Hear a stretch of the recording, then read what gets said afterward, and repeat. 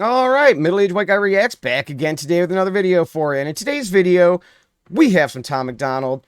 It is Tom's Day, and he has some dirty money for us. All right, now this is off his Renegade album, believe track 16 or something. So I've heard this before. Okay, to me, this is a very, very good song. This is not one of the best off of those two albums. I think there is a top tier of a few songs that really stand out above the rest, but this is in that tier kind of right below that, at least in my opinion. Everybody rates all of his music differently, so if you think this is one of the best ones off those two albums, I'm not going to disagree with you. But to me, like I said, there's a group of songs, and then there's another group, and this is in that secondary group of songs off those two albums. Still a very, very strong song. So we're going to listen to it. I'll break it down. But like I said, I've already heard it. All right, so I've heard it a million times. The music video will be new to me, I guess. But let's just get right into it and see how it goes. Again, this is Tom MacDonald, Dirty Money. Let's do it. They're angry that they'll never shut me up. I'm making more noise. Yep. Turn me up or turn me down, it's your choice. Black lives only matter when they got a corpse to exploit. Because the media made millions off the protests for George Floyd. Yep, I mean, it's the truth. It's the truth. And, you know, if people can't figure it out yet, there's no helping you. There's no helping you. I mean, I'm exhausted of saying it. You know, I feel like we've covered a lot of this stuff that he's going to talk about in this song on this channel. I've covered this stuff before. And so you know how I feel about a lot of this stuff. And, you know, I'm to the point where it's like, at this point, it's either willful ignorance. I mean, I have a hard time believing people can't see things for what they are, that they're not intelligent enough. So to me, like, I stop at willful ignorance, you know? So, but yeah, I mean, we see the same situation play out over and over and over again when talking about that particular topic. Only matter when they got a corpse to exploit. Because the media made millions off the protests for George Floyd. That's called ad revenue. They make cash selling you. All the crap in the ads while they broadcast news. Ooh, the network full of liars got investment capital and segments sponsored by Pfizer. Yep. Okay, so, you know, how much are we allowed to still talk about that? You know, but when you are a company whose purpose is to give information to people, and then you have another company who sponsors that company, do you think the company that's getting paid by the other company is going to release damaging information about that company? No. So if company B paid for advertising spots and has like bankrolled essentially company A is going to have nothing but, you know, great things to say about company B. That's how the world works. And, you know, that was the situation we found ourselves in. Made things difficult. Ooh, the network full of liars got investment capital and segments sponsored by Pfizer. And the freedom fighters, I feel like the left just plants them. Yes. They infiltrate the right, it's extensive planning. Yes. You know, to me, anytime you see the, like the smoke bombs and the fireworks being used, to me, that's an MO of the instigator group. Okay. I don't know what to call them necessarily because they show up at all the different places. Right. So you see it in both sides. I think it is. I think it's, they have instigators. Okay. And we could say, you know, hey, this might be this 3-letter agency or this group over here. Doesn't matter. Okay. Doesn't matter. You just get these groups of instigators that infiltrate into the movements and then instigate things that you see maybe in around January. All right. So you see that stuff kind of happening, and it's pushed from the inside by people whose sole purpose is to cause that kind of a ruckus. If you could follow along with that, trying to keep it YouTube friendly here. The freedom fighters, I feel like the left just plants them to infiltrate the right. It's extensive planning. Then it happens overnight. It's impressive branding. Make $1 million off of shirts that say "Let's go Brandon." It's a cash grab. Okay. So, typically, my videos have a very solid like to dislike ratio. Very solid. High 90s, okay? Every now and again, you get like a low 90s or an 85 or something. My worst rated video was a video in which I said the Let's Go Brandon was BS, essentially, that we needed to keep the messaging consistent with the FJB. All right. Now, I've softened on that stance a little bit because, you know, Let's Go Brandon took off like more than what I could have conceived possible before it happened. But I basically had that take right there. And that video to this day has the worst like to dislike ratio of any of my videos. I think it's sitting around a low 70% or so. So you guys did not agree with me on that, and that's fine. All right, that is 100% fine. But maybe I was onto something. Maybe.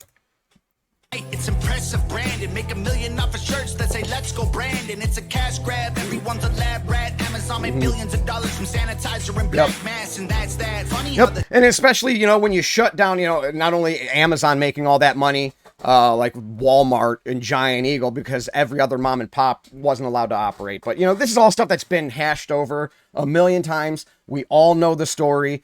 So I'm not going to get too much into it, you know, and have this getting taken down for something that we all know. The lab rat. Amazon made billions of dollars from sanitizer and black masks, and that's that. Funny how the terrorists who attack always come from places that are oil rich and have gas. Democrats, they don't give a damn. What is this about? Our military trapped in the Middle East, can't get them out. Heroes are the ones who had the Constitution written down. Y'all are using hero while describing Kyle Rittenhouse. Okay, and let's address that, because I think some people might take issue with that. You know, Kyle Rittenhouse, I think he's kind of using that out of context a little bit, okay?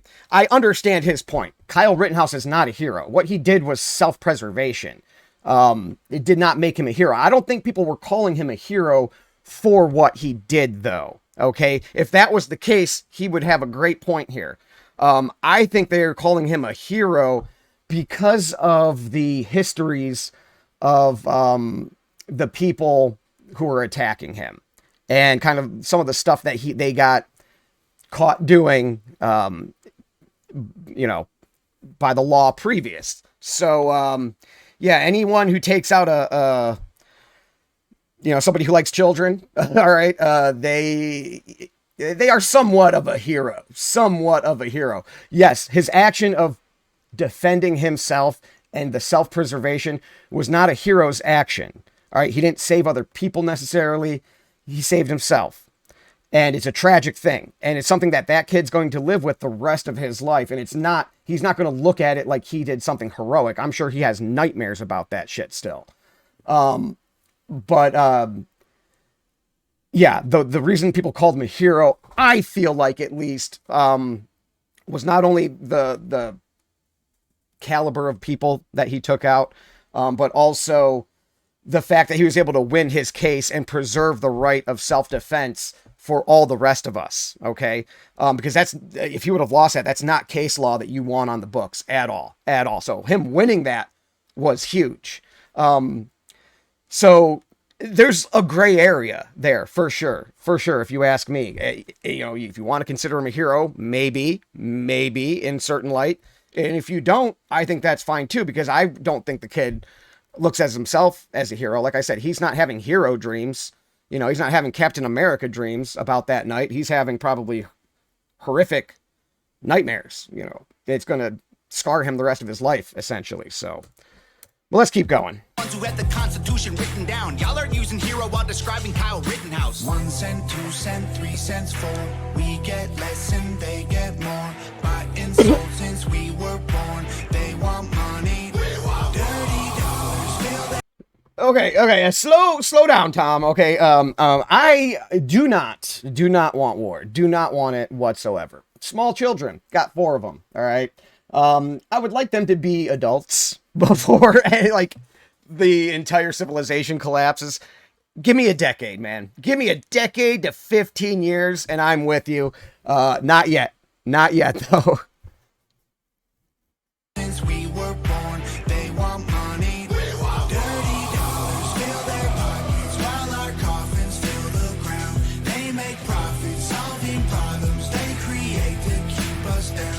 They, oh shit, I just lost it. Hold on. What is exactly, let me hear exactly what it says here. They make profits solving problems that they create to keep us down. All right. And you know, we've covered that as well. Not only do they cause the problems and the division is the big one. It keeps us infighting and keeps us not focused. All right. And focusing our efforts in the wrong areas. And he's going to touch on this again later in the song. And it's perfect the way he puts it a little bit later. It's absolutely perfect. And it's 100% the truth. And we'll talk about that when we get there though.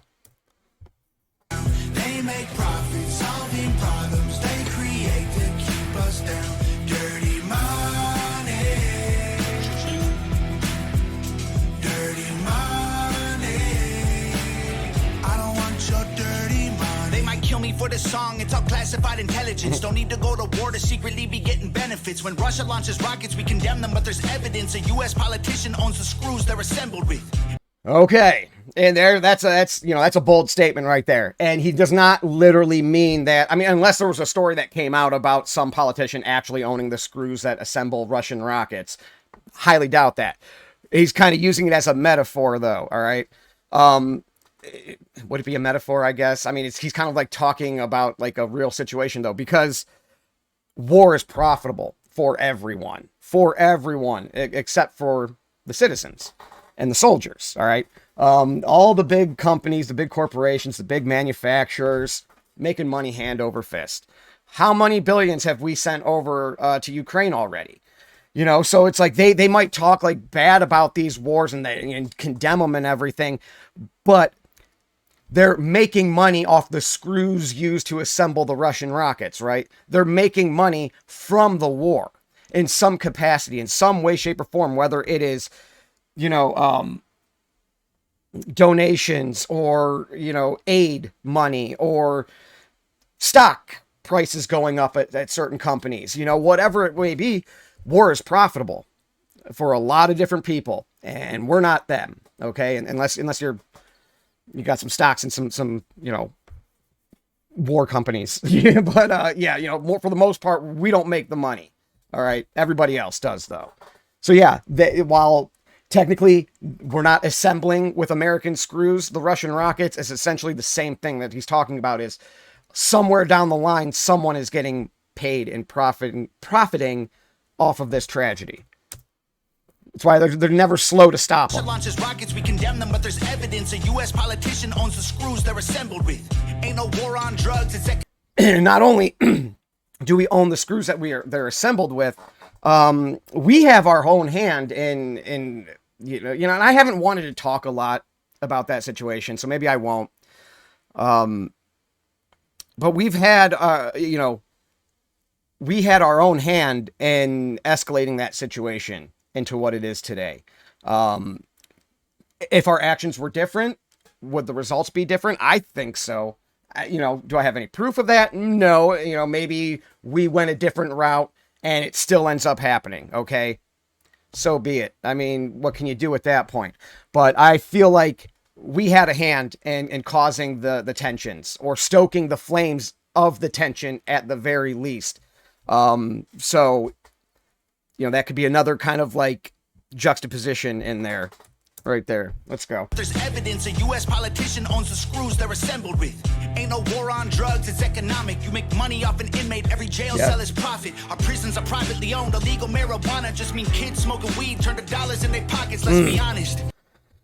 You know, hey, privatized prisons, in that's been a thing for a long time. The war on drugs put a lot of non-violent criminals or non-violent offenders into prisons. You know, and I don't think it's as much of a problem now. I think we're kind of getting away from that war on drugs and at least marijuana. If it's still going on, maybe it's going on in like the very dark corners in the background because I don't hear about it anymore. Like no one's getting busted, you know, for smoking pot and that kind of stuff and slanging low level, you know, it's doesn't seem like it's happening. Maybe it still is, and I'm just out of the loop because I'm old. But yeah, it seems like we're moving away from that. But his point still stands, because there's still many, you know, change marijuana for whatever you want. Any non-violent crime that hasn't necessarily hurt anybody else, you know, that people might be incarcerated for years or decades or even their life. Yeah, they're just, you know, they're a means for whoever owns those prison systems to make money. So there's, again, no rush to get them back out onto the streets, right? No rush to reform them. So, you know, it kind of is what it is. I'm not huge into the jail system because I don't typically go there. All right. Never really been in any major trouble. So it's not something I'm very, very well versed in, but I do know it does happen like that. Privately owned illegal marijuana just mean kids smoking weed turn to dollars in their pockets, let's be honest. Domestic threats in comparison to nuclear powers who hate the West is embarrassing. Still we label truckers in the convoy as terrorists and confiscate donations. We have no idea where it is. A pipeline leaks. You know, and you know, you're talking about the trucker convoy. You know, I think regardless of how you feel about that situation, whether you agreed with them or not, regardless how you feel about the situation, you should at least be for the fair administration of rules. All right. So when one side does stuff like that, locks down an entire city and tries to grow tomato plants on cardboard, that's celebrated for what, 180 days or something like that. And, you know, nothing can be done about that because that's their right. But as soon as the other side tries to do that, they got to shut that shit down right away. You know, if that's how you want to do it, fine. I just need it to be, administered evenly both ways. If you can't do that, then you can't do that, but that side can't do it either. And that's what the most frustrating thing is just that there seems to be two tiers. Okay. If you have these politics over here, you're allowed pretty much carte blanche to do whatever the hell you want. If you have these over here though, we will take mundane things that you do and twist them and turn them into something nefarious. So, and you just see how the media reports things. If you just look at it from that aspect alone, just how media reports things, you'll see the discrepancy, and it's frustrating. Like this world right now is absolutely 100% frustrating. And it's to the point where I'm disgusted by politics and politicians and the whole society at this point. Like, I want to opt out. I just don't want to be a part of it anymore. But I have children who I want to be able to grow up and have a normal, healthy social upbringing. You know, I want them to be able to make friends, meet people, meet a woman, marry them, have kids of their own. You know, if I go disappear out into the woods right now and live off the land, you know, I've already developed myself. I already have a wife and kids. I don't need anything else. You know, if I brought them with me though, now they're not really going to be socialized. You know, they're not going to know how social interactions and hierarchies work out in the real world because all they know is our little cabin out in the woods. You know, it's not fair to them. But, you know, that's the point where I'm at, where if I did not have them, I would already be there. I would have been there years ago and just minding my business and essentially leave me the hell alone. I don't even want to participate in all the madness anymore. Because that's what it is. It's just all madness, and it's exhausting. It's absolutely 100% exhausting. Let's go. Convoy is terrorists and confiscate donations. We have no idea where it is. A pipeline leaks, price of gas goes higher. Stock market crash, everybody gets fired. Economy is weak while we trying to beat a virus. $1 trillion in debt to China. We celebrate the probably more than that. So they can publish the headline that's going to fuel the vision. Okay, hold on. This is the other part I was talking about. This is very important bar coming up here. We celebrate the smallest battles we're winning, so they can publish the headline that's going to fuel the vision. But if we champion the crumbs, then it's crumbs that we're given. And we don't make any progress. We're stuck at the beginning. Yep. You know, and I've said in other videos that they have us infighting about topics that don't even really matter in the big scheme of things, have very little impact on our day-to-day lives. All right. You know, we're arguing over, you know, like moral things at times that, you know, do carry weight morally. But as far as how our society is necessarily going to function, does it, you know, we fight about the stupidest things that just have no bearing. All right. No bearing on the direction this country goes, while they're steering this country any direction they want. And we're, you know, we're arguing over, you know, just minuscule, trivial things that have no bearing on the direction of the ship. So like he says, if you're going to champion crumbs, if you're happy with the crumbs that they give you, the little crumb wins that they give you, that's all you're going to get. When you're not, because they want to keep people content to a certain extent. All right. They don't want an uprising. They need to keep us placated enough that we relax, right? Like cows, like cattle. So it's, if as long as they keep us worrying about the stuff that doesn't matter, the big things that do matter, they get to decide that direction, not us. We're too busy fighting, you know, over bathrooms, which it's really not that hard to figure out, people, you know, if you ask me, but, you know, whatever, it is what it is. So, you know, we get excited about that kind of stuff. We get excited when we see a clip of Jim Jordan or Ted Cruz or Nancy Pelosi or AOC berate a politician from the opposite side. Okay, get them up on the stand and they're grilling them. And you see in the comments on these videos, like, oh, let them have it. Thank God, you know, for X, Y, or Z person, you know, and it's like, what came of that though? We all clapped like seals for it, but what came of it? Did anything change? Was anybody held accountable? No. Then what the hell's the point? But we're happy as shit, aren't we? You know, so it's just, you know, that's what's been going on for a long time, is we as citizens have been championing the crumbs that the government's been giving us. And we've been very happy to do so. And so they're very happy to just keep giving us crumbs. Let's go, man. Champion the crumbs, then it's crumbs that we're given. And we don't make any progress, we're stuck at the beginning. 1 cent, 2 cent, 3 cents, 4. We get less and they get more. By insult since we were born. They want money. We want dirty dollars, fill their pockets. While our coffins fill the ground. They make profits, solving problems they create. You know, and like I've said, if you think these politicians care about you, they don't. They make money while we get buried.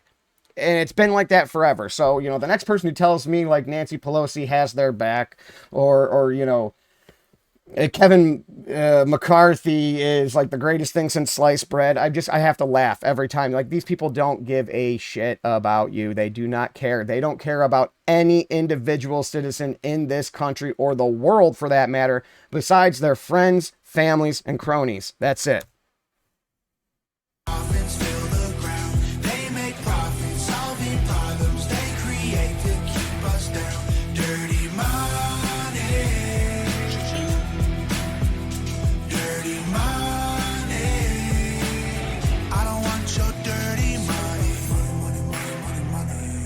Soaked to scrub, it's soaked in blood. Yep.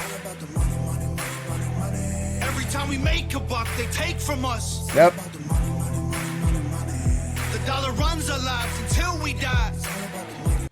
The dollar runs our lives until we die. Unfortunately, you know, there is a bare minimum amount of dollars that we need to survive. There is a minimum that every person needs. The minimum might be different for every person, but